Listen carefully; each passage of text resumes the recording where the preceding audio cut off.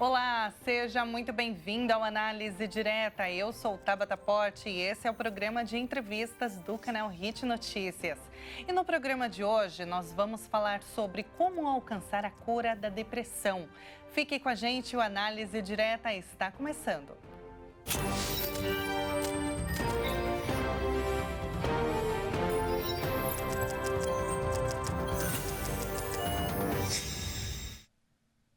Seja muito bem-vindo ao Análise Direta. No programa de hoje, nós recebemos a coach, escritora e professora Márcia Dantas, autora do livro Gotas de Amor, a cura da depressão. Márcia, seja muito bem-vinda, é um prazer te receber aqui. O prazer é todo meu, né? Uma honra de estar aqui, podendo conversar com você, né, sobre um tema tão importante hoje para a nossa sociedade, né? E como, né?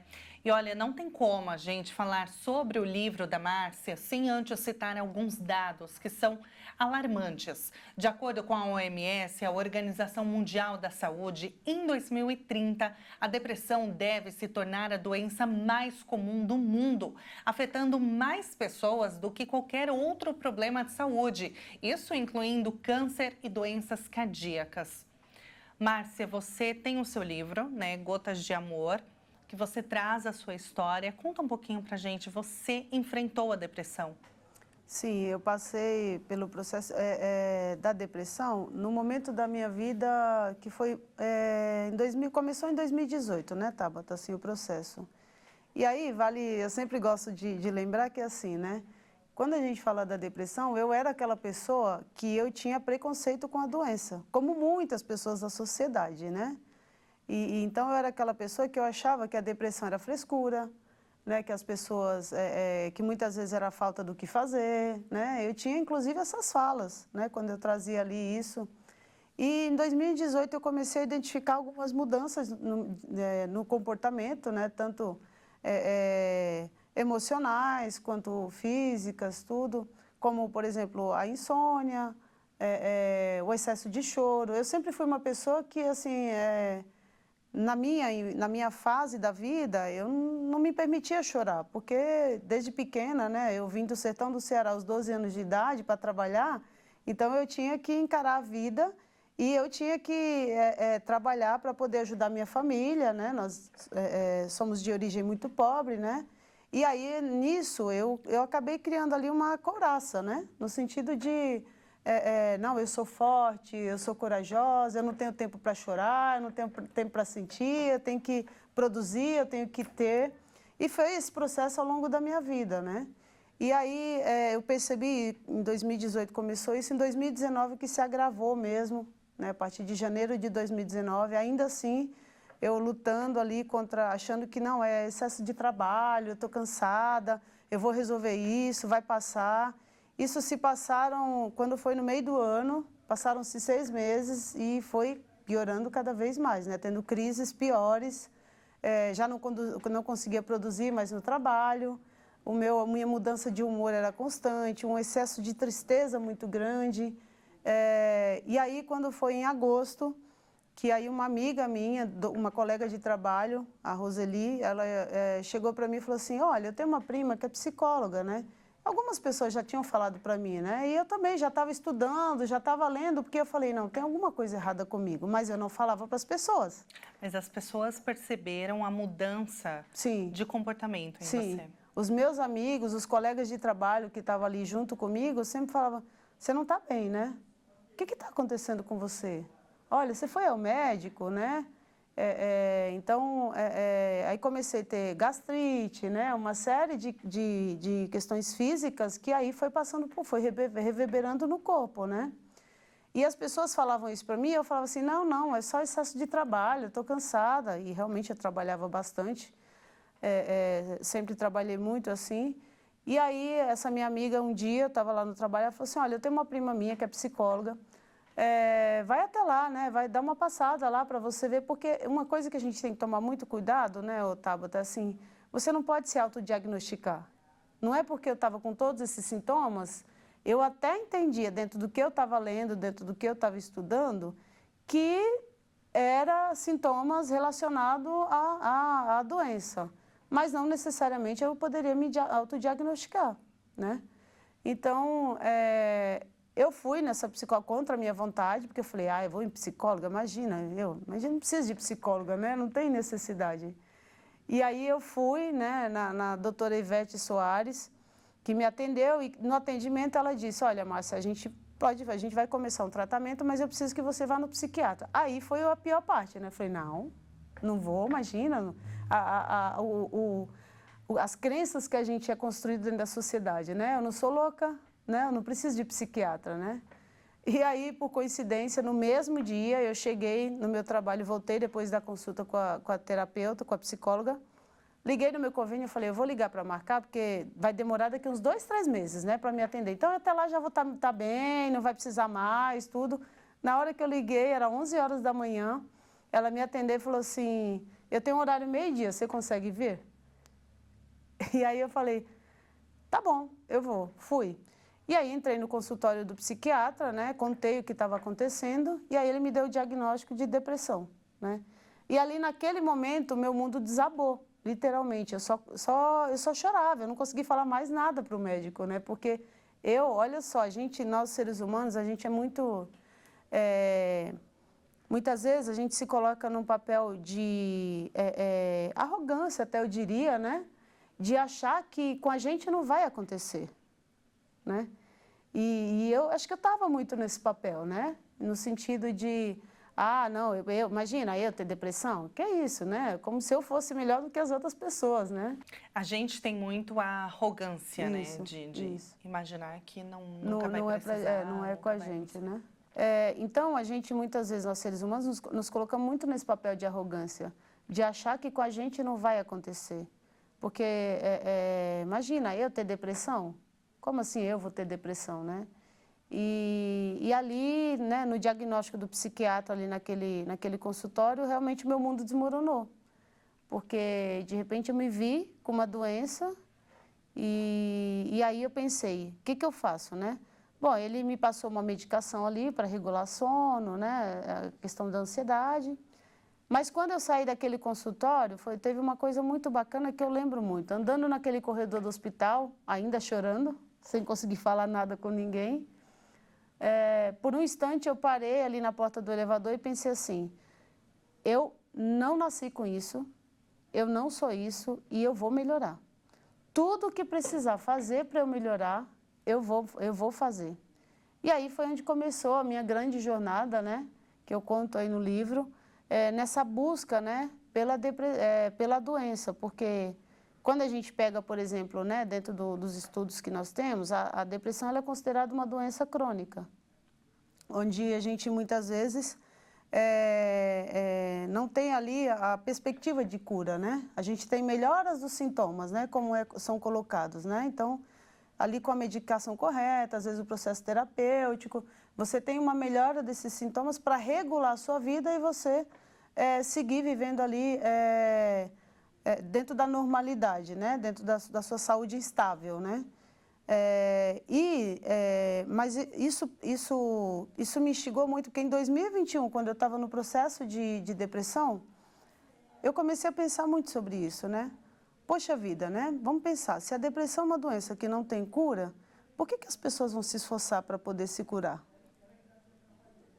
Então, isso veio no meu coração, nos meus pensamentos ali, e aí eu comecei a refletir sobre isso, e foi nessa fase que nasceu o título do livro, Gotas de Amor, a Cura da Depressão. E nesse processo de perceber isso, tem 2 aspectos que você fala de cura, porque a palavra cura ela é muito poderosa na nossa vida, né?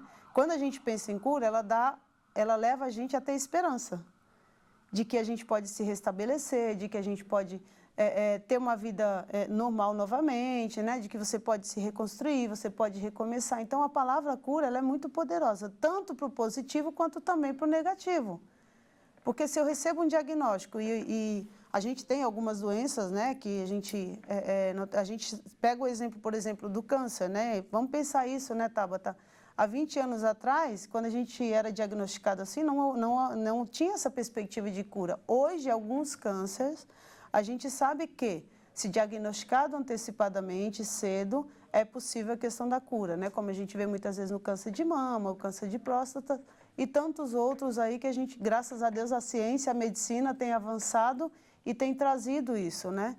Então, olhar nessa perspectiva, me dava, eu falei, mas eu vou me curar, eu quero me curar. Eu tinha muito isso em mim, eu falei, eu quero me curar.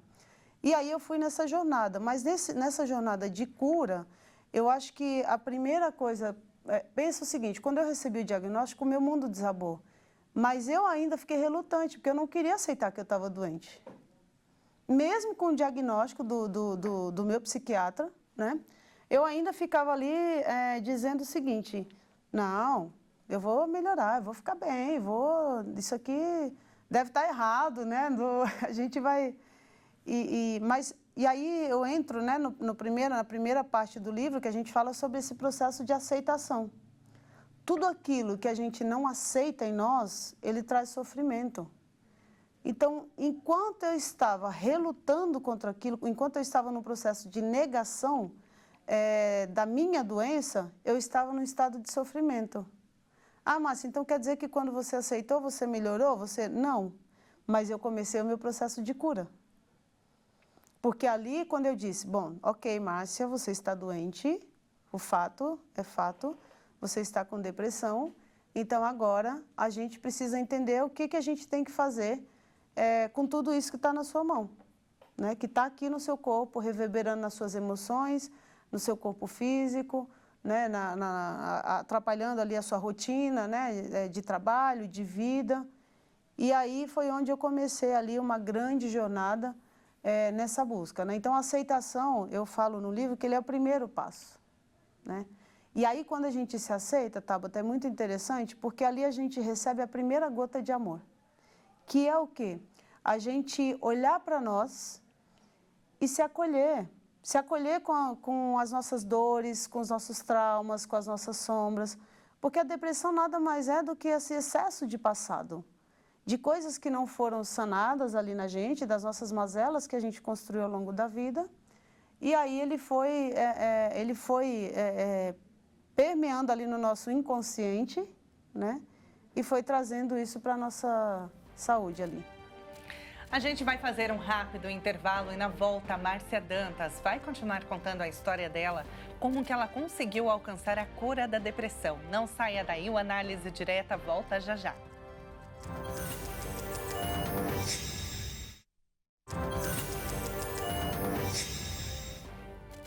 O Análise Direta está de volta e a nossa convidada de hoje é a Márcia Dantas, professora, coach, palestrante e também escritora do livro Gotas de Amor. Como que ela conseguiu superar a depressão? Antes do intervalo, ela contou um pouquinho pra gente sobre a história de vida dela, como que foi o diagnóstico, o processo de aceitação, que foi a primeira gota de amor, né, que você contou. Aceitação, porque, como você disse anteriormente, o fato de não aceitar aquilo que foi diagnosticado, por exemplo, isso traz um sofrimento. E esse foi o primeiro passo para você. Exatamente, né? E o aceitar é entender que aquela doença faz parte de você e que se você quer melhorar, você tem que fazer a sua parte, né? Então, acho que essa primeira gota de amor, porque quando a gente aceita, a gente olha pra gente, a gente entende que nós não somos perfeitos, né, nesse processo. Nossos maiores sofrimentos é muito nessa dualidade que nós temos de luz e sombra, porque a gente quer sempre reverberar no processo de luz, mas a gente tem um monte de sombra, né? Eu diria que a gente tem mais sombra do que luz, a gente luta todo dia para que a gente viva dentro dessa luz, né? Dentro da nossa conduta, né? Então, acho que a aceitação ela é um processo extremamente importante. Quando a gente não aceita, a gente permanece no estado de sofrimento. Sabe a frase, né? Aceita que dói menos? Ela faz muito sentido quando a gente fala sobre isso, né? Quando você aceitou, qual foi o próximo passo? O que você precisou fazer? Como que foram, ao longo, né, dessa sua jornada, o que você precisou fazer depois disso, da aceitação? Aí eu comecei a mudar alguns hábitos na minha vida, né? Então, a primeira coisa, por exemplo, eu comecei de fato, a entender que a terapia ela era um processo que iria me ajudar. Porque até então, enquanto eu não aceitei, enquanto eu estava nesse processo relutante, eu ia lá na terapia, mas eu ia, né? Fazia, como dizer, cumpria a tabela, né? E naquele momento que eu aceitei, falei, ok, né? Então, se eu lá na saída do consultório eu disse, olha, eu vou fazer o que precisa para eu melhorar, eu tinha que ter um compromisso comigo. Então, eu tinha que mudar os meus hábitos sobre isso. Eu tinha que acreditar que aquilo que eu estava buscando, né? A terapia, a prática de atividade física, a medicação, que eu tomei a medicação por 4 meses, né? Então, eu precisava aceitar aquilo na minha vida, né? Aceitar no sentido de dizer, eu vou usar isso de forma correta para a minha vida, porque eu sei que vai me ajudar, eu precisava acreditar, né? E foi esse processo que eu fiz. Então, mergulhei profundamente dentro do processo terapêutico, então, tudo que a terapeuta pedia para fazer, eu ia fazendo, né? Ia cumprindo, porque é outro erro que a gente comete muitas vezes, né, Otávio? Às vezes a gente vê pessoas que fazem terapia há 20 anos. Mas ela fala assim, a terapia não dá resultado para mim. Mas aí a sua terapeuta fala para você, olha, ô Márcia, lê um livro sobre tal coisa que talvez te ajude. E você nem procura, né? Olha, Márcia, vai fazer uma caminhada num parque, né? Porque isso vai distrair você, vai trazer algumas coisas diferentes para você. E aí você fala, não vou, só fico, né, nesse processo. Então, não, tudo que a minha terapeuta, a doutora Ivete Soares, trouxe para mim ali, eu fui realmente seguindo a risca ali, né? E aí o terceiro passo ali foi muito engraçado, que foi contar para a minha família. Contar para as pessoas que eu estava doente. Porque o que acontece? Quando a gente recebe o diagnóstico, pelo menos eu tinha vergonha, né? Eu pensava assim, nossa, se eu contar para as pessoas que eu estou com depressão, vão achar que eu sou uma pessoa fraca. E é muito interessante isso, né? Porque na grande maioria, lembra, eu tinha os preconceitos. Eu pensava isso, agora eu estava no lado inverso, né? E então eu escondia isso das pessoas, né? Para você ter ideia, depois do diagnóstico, eu contei para minha família 8 meses depois, né? Para minha mãe, para as pessoas que estavam ali à minha volta. Quem sabia realmente era aquele grupo que estava ali dentro do trabalho, que foi essa minha amiga que me indicou, né? E tinha lá mais 3, 4 pessoas que estavam ali, que sabiam que eu fui diagnosticada e estava com a doença, né? Então, eu fiquei ali escondendo a doença de muita gente, dos colegas de trabalho, porque eu falo, né? Ontem eu participei de um programa e a apresentadora, ela leu, inclusive, ela disse o seguinte, né? Que ela leu o texto final, que assim, quem tem depressão trabalha, quem tem depressão compra roupa, quem tem depressão dá risada, e muitas vezes ela está do nosso lado e a gente não percebe, né? E é isso, a gente não percebe, né? E então, quando que eu decidi contar isso para minha família e para as pessoas? Porque essa rede de apoio, que é o outro processo que eu falo dentro do livro, ela é fundamental para que a gente possa se restabelecer, para a gente se fortalecer, né? E enfrentar, né, a doença. Afinal, não tem como enfrentar a depressão sozinho. É isso. Não tem. Não tem. Não é possível. Por mais que você queira, e eu quis isso por muito tempo. Eu tentei muitas vezes fazer isso sozinha. Lembra, eu percebi que eu estava doente em 2018, mas eu fui ter o diagnóstico, eu fui atrás do diagnóstico em agosto de 2019. Então, durante esse processo todo, eu estava tentando, né? Eu estava querendo resolver sozinha. Não, eu vou ficar bem, eu vou melhorar. E eu sempre fui uma pessoa muito cheia de vida. Eu amo viver. Eu sou apaixonada pela vida. Então, assim, quando eu tive diagnóstico e aquilo começou a roubar a minha vontade de viver, eu fiquei muito triste. Porque a depressão, ela tira isso de você, ela tira a vontade da vida, né? A gente fica ali num processo e você fala assim, porque... Muitas pessoas falam assim, você tem que querer. Eu falo, o querer ele é importante, mas ele não é o suficiente. Ter, né? Força de vontade, exatamente, né? Como muitos falam. Né? Porque muitas vezes, né, a gente até quer, mas a gente não consegue. Porque o que acontece com o processo da depressão? Ele se torna um processo bioquímico, ele muda a fisiologia do seu corpo, ele muda o processo químico, né, total do seu cérebro ali. E tem coisas que, assim, você precisa, de fato, ter ajuda, né? Além do processo terapêutico, que eu já citei aqui, mas essa rede de apoio, ela é importante. E em que momento que eu decidi contar, abrir realmente para as pessoas, e inclusive escrever o livro, né? que ele nasceu em 2021, o livro, do jeito que ele está. Nasceu a capa, nasceu o título, né? E aí eu entrei num processo de contradição aí, de como trazer esse livro, né? Mas, assim, eu só tive coragem de começar a falar para as pessoas quando eu perdi um amigo meu, que estava num processo de depressão, que nós não sabíamos, né? Nós trabalhamos 35 anos, pai de 2 crianças, uma de 5, uma de 2 anos, e ali, né? E ali essa pessoa tirou a sua própria vida.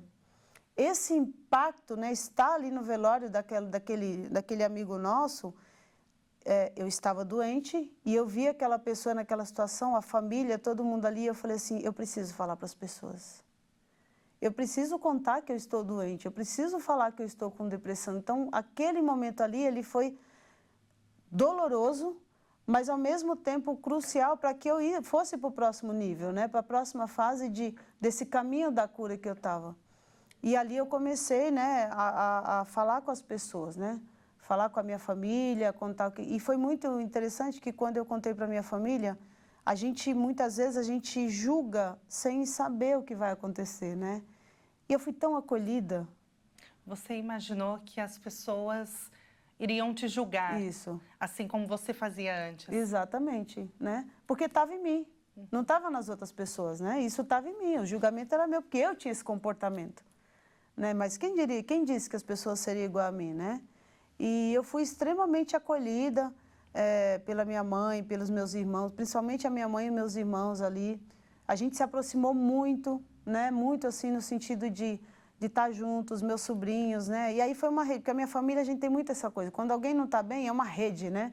A gente se fortalece ali, a gente cerca para cuidar daquela pessoa. A gente tem muito isso na família da minha mãe, né? E foi muito, muito gostoso esse processo, né? Que ali foi outra gota de amor fundamental, né? Para perceber o quanto eu era amada, porque até então você está no processo, você acha que as pessoas não vão ligar, ou as pessoas vão te julgar, e estar naquele processo me fez ali me sentir tão amada, tão acolhida por eles. Eu comecei a olhar minha família, lembra, né? A gente está falando de um processo de depressão que você vai lá no passado. Então eu fui revisitar muitas coisas familiares, né? Que eu tinha que ressignificar, eu tinha que curar, eu tinha que dar um novo sentido para aquilo, né? E a família era um processo desse, que eu tinha que dar um novo significado, né, de muitas coisas que a gente vai vivendo ao longo da vida. Então, muito processo de rejeição, sentimentos de abandono, né, que estava em mim, né, nesse processo desde a minha infância até os dias, né, que eu estava passando. Então, foi ter sido ali acolhida por eles e eles me cuidaram de forma muito amorosa, muito afetiva, foi maravilhoso, assim, né? E é incrível você trazer a sua história, porque a gente percebe o quanto a rede de apoio, ela é essencial, é indispensável nesse processo.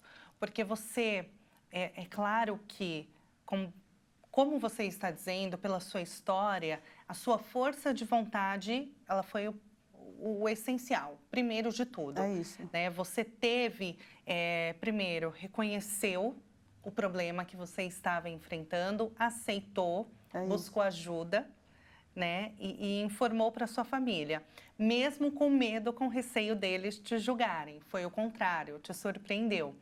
E aí o que eu quero destacar aqui é o quanto a rede de apoio ela é essencial para esse processo de buscar ajuda, de tratamento, de cura, não só da depressão, mas de qualquer outro tipo de doença, de transtorno.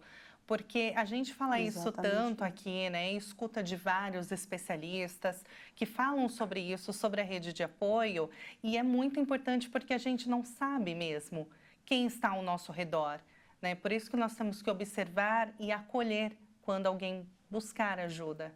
E muitas vezes, né, Otávio, quando a gente fala dessa rede de apoio, a gente precisa, por exemplo, tem pessoas que muitas vezes não têm familiar próximo, né? Ou às vezes tem alguns problemas familiares, né? Além da rede de apoio da minha família, eu tive a rede de apoio dos amigos, né? De pessoas que me acolheram também e que me fortaleceram. Eu tive, por exemplo, um grupo de pessoas que a gente denominou como corredores tops, né? Que era um grupo de amigos onde a gente, durante a pandemia, a gente ficou isolado. Então, todo esse processo eu passei durante a pandemia, porque em agosto eu recebi o diagnóstico em 2019, e aí, em 2020, a partir de março de 2020, a gente ficou fechado, trancado dentro de casa, né? Então, todo esse processo eu enfrentei sozinha, eu moro sozinha, né? Então, eu enfrentei ali, eu e eu mesma, né? Mas esse grupo que não é familiar de sangue, mas é de amor, né? É de afeto. Então, a gente construiu um grupo onde a gente se reunia ali 3, 4 vezes por semana para a gente treinar, a gente correr, então, esse grupo, a gente se reunia e essas pessoas, elas foram essenciais. Então, outras gotas de amor que foram surgindo, por exemplo, surgiu nesse período pessoas que não me conheciam, que não sabiam que eu estava doente. Eu vivi uma experiência que eu acho uma das experiências mais incríveis, que isso foi uma grande sacada que eu percebi. Um casal que eu conheci no ambiente de trabalho, isso em 2019, e aí a gente entrou na pandemia. E nesse casal, assim, a esposa desse rapaz estava começando a trabalhar comigo, ela era artesã, né, a Maria. E ali foi o primeiro contato que a gente teve em janeiro, fevereiro, a gente começou as atividades lá, eu era coordenadora do projeto, e a gente teve esse contato. E esse casal, não, né, eu entendo que assim, é tudo luz divina mesmo, né? Eles se encantaram, assim, a gente começou a conversar, e ela falando, meu marido é marceneiro. Eu falei, legal, eu estou querendo fazer uma reforma lá no meu escritório, quero colocar uns armários, tudo. Legal, tá. Bom, passou. Eles não sabiam que eu estava doente. Depois que entrou a pandemia, ela me ligou, e ela falou assim, Márcia, o Celso quer ir na sua casa, tirar as medidas para fazer o seu escritório. Eu falei, não, eu não vou fazer agora, né, porque agora eu estou financeiramente, a gente, tudo parado, eu tenho que esperar, né, tudo. Não, a gente só vai tirar as medidas. Eles foram na minha casa, tiraram as medidas. Uma semana depois, eles apareceram com todo o material. Ele reformou meu escritório inteiro, assim. E aí, assim, qual foi o custo disso? Ele falou assim, olha, eu só quero que você pague o custo do material. E eu olhei assim para aquilo, assim, aquilo foi tão importante para mim, porque eu me senti tão acolhida, eu estava doente, eu estava num processo ali de depressão e essas pessoas surgiram da minha vida. Não foi o ato deles fazerem, de construírem o escritório lá, não foi isso. Mas foi a atitude, sabe, o cuidado, a afetividade que eles tinham comigo. Toda vez que eles iam lá em casa, a forma como eles me acolhiam. E eles não sabiam que eu estava doente. Incrível, né? E eu olhava isso e eu falava assim, como assim, Deus? Como assim, né? Você essas pessoas estão aqui por quê, né? Qual é o sentido disso, né? Aí a gente muitas vezes fica no porquê, na verdade a gente tem que pensar que é para quê, né? Com certeza. Márcia, a gente vai dar mais uma pausa. Na volta do intervalo, nós vamos falar sobre o livro da Márcia, Gotas de Amor. E claro, ela está contando aqui pra gente sobre a trajetória dela, a cura da depressão. Não saia daí, o Análise Direta volta já já.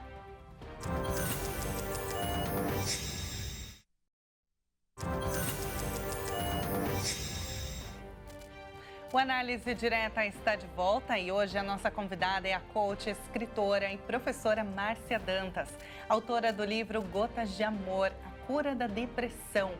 E olha, que assunto importante, né? Principalmente diante dos casos alarmantes que eu trouxe aqui, né? Os dados de depressão, que são cada vez maiores, né? Estão, infelizmente, afetando milhões de pessoas ao redor do mundo. E você é uma prova de que a depressão, ela pode ser tratada, ela pode ser curada. E a sua história é incrível, né, Márcia?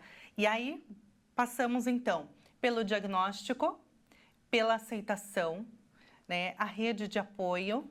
Você tomou o remédio, como você explicou, né? Sim. Foi um tempo curto, mas que você fez tudo que seu terapeuta, o que o médico passou para você. Depois disso, como que foi trabalhar? Você não parou a sua vida nesse tempo? Claro, teve a pandemia, como você disse, né? Precisamos ficar isolados. Como que foi depois disso? O processo do trabalho, ele aconteceu o quê? Como a gente, em março, a gente ficou isolado, eu prestava serviço em 2 projetos, né? Eu coordenava uma equipe de mais de 100 professores na época, né? E aí a gente encerrou tudo, né? Porque não tinha. E aí, o que eu fiz, né? Eu me vi ali dentro de casa, doente, com o diagnóstico da depressão, me cuidando. Particularmente para mim, isso não foi um sofrimento, tá, Tabata? Porque hoje eu olho assim, hoje, né? Eu reconheço que a pandemia, eu ter sido obrigada a parar as minhas atividades, fez com que eu realmente fosse me cuidar. Porque ainda se eu tivesse continuado nas minhas atividades, né, na minha rotina, talvez eu não parasse como eu fui obrigada a parar para me olhar realmente e me cuidar. Porque eu precisei fazer um mergulho interno de muitas dores, de muitos traumas, de muitas situações, foram muitos choros, né, muitas situações, assim, acho que a gente chega no fundo do poço, quando chegou num determinado momento que eu acordei um dia e eu falei assim, ai, por que eu acordei? Não quero estar mais viva, não precisa mais, eu já fiz tudo que é arrogância, né, de novo, né? Ai, eu não preciso estar mais aqui, né? Eu não tive a ideia de planejar uma forma de tirar minha vida, isso não. Né? Na verdade, quando eu tive esse pensamento, esse desejo de não estar mais aqui, eu, na verdade, me assustei. Eu falei, peraí, você precisa estar atento a isso, né? Então, e aí, o que eu fiz nesse processo da questão do trabalho? Como eu fiquei parada, eu comecei a fazer trabalho voluntário. Então, eu fui ajudar muitas pessoas. Eu sou presidente de uma organização social, né, que a gente tem hoje, que é a Ideal. E aí, eu fui fazer ações sociais. Comecei a fazer projetos online. Então, eu criei o projeto Mulheres Incríveis, Histórias Fascinantes, que inclusive a gente tem um livro, que era na pandemia, por exemplo, a gente percebeu que houve um aumento muito grande de diversos problemas em relação à mulher. E aí eu falei, não, eu preciso fazer alguma coisa que ajude. E aí eu criei um projeto onde eu fazia lives com mulheres, onde elas contavam a sua história como uma forma de inspirar, de dar voz, identidade. Então eu criei esse projeto. Eu distribuí muita cesta básica, eu fiz muito trabalho de kit de higiene, né, para a gente entregar para moradores de rua, que a gente fez. Então, a ação social, ela me moveu, porque eu não queria ficar parada. E servir o outro, eu não estava ajudando o outro, estava me ajudando. Né? Então, isso foi muito importante nesse processo de construção. E fiquei realmente um longo período sem trabalhar, né? Porque eu não conseguia trabalhar, né? Eu não conseguia estudar, eu não conseguia trabalhar, eu não conseguia... Mas eu lembro, por exemplo, o meu primeiro livro, que chama Imagine, que é um livro infanto-juvenil, que eu fiz com a Ludmila Dorta. Eu passei por um processo eu estava num domingo de Páscoa, numa crise terrível, que eu fui na minha mãe, almocei na minha mãe e voltei para casa. E numa crise de choro terrível, na minha sala, e aí eu levantei do sofá chorando e falei assim, eu vou escrever um livro. E aí você fala, mas como isso, Márcia? Eu não sei. Eu sentei no computador, era 4 horas da tarde, quando foi 8 horas da noite o livro estava pronto, a primeira história do livro, né? E ali, quando eu terminei aquela história, eu olhei e falei assim, eu estou melhorando. Já comecei a escrever, então foi mais uma gota de amor que ali eu fui percebendo, né, que foi passando. Mas eu acho que nesse processo todo, Tabata, do meu processo de cura, tudo isso, né, a rede de apoio, a aceitação, a família, olhar para os seus traumas, aceitar o processo, o tratamento, seja ele qual for. Eu comecei a praticar atividade física de forma mais regular, que isso ajuda muito mesmo. Mas eu acho que o principal de tudo isso não seria possível se não fosse a questão da espiritualidade. Essa conexão e essa aproximação com Deus, né? E cada um acredite aí no que achar interessante, mas eu acredito em Deus, né? E todo esse processo de dor fez com que eu me conectasse realmente espiritualmente, né? Essa coisa de se sentir, de realmente saber assim, eu tinha na minha concepção de que Deus era um Deus que punia. Então, na minha concepção, eu estava com depressão porque Deus estava me punindo de alguma coisa que eu tinha feito. Olha só, né? E aí eu tive uma outra grande amiga que a gente no encontro online lá pelas redes lá que a gente tem, né? Eu contando para ela todo esse processo e ela me pergunta, né? Nossa, Márcia, que Deus é esse que você serve? Isso foi impactante na minha vida, né? Porque eu falei assim, como assim que Deus é esse que eu sirvo, né? É o Deus que todo mundo serve, né? E aí ela começou a falar de forma linda sobre a amorosidade que Deus tem por nós, né? E aí eu percebi que eu não sabia nada sobre Deus. que eu sempre achei que eu tinha vivido uma vida com Deus, mas na verdade não, Ele sempre esteve comigo, mas eu nunca estive com Ele, né? E aí eu fui numa busca incessante de entender quem era Deus e descobrir o amor maior que a gente pode ter na nossa vida, né? Então, quando a gente fala, se a gente pudesse resumir o livro ali, essas gotas de amor a gente traz muito, é esse amor divino, né? A gente amar a Deus sobre todas as coisas e amar ao próximo como a si mesmo, porque a partir do momento que eu passei a amar a Deus, eu passei a me amar. Eu passei a entender que, assim, que independente dos meus traumas, das minhas dores, das rejeições que eu sofri, dos abandonos que eu passei, ainda assim Deus me amou incondicionalmente. E eu aprendi a amar Ele verdadeiramente, né? Quando eu entendi o que é o amor, né, o que é sentir verdadeiramente esse amor por Deus, eu entendi que, como filha dele, eu sou centelha divina. Então, eu também tenho que me amar, eu também tenho que me respeitar e me valorizar. Porque todo esse processo de doença, eu achava que eu me amava, mas eu não me amava. Eu vivia várias situações de, muitas vezes, de codependência, né? Até relações abusivas, porque você vai buscando toda a sua história, né? Que você passou. Aí você começa a olhar e fala assim, mas, nossa, eu vivi isso, eu permiti isso mesmo na minha vida, né?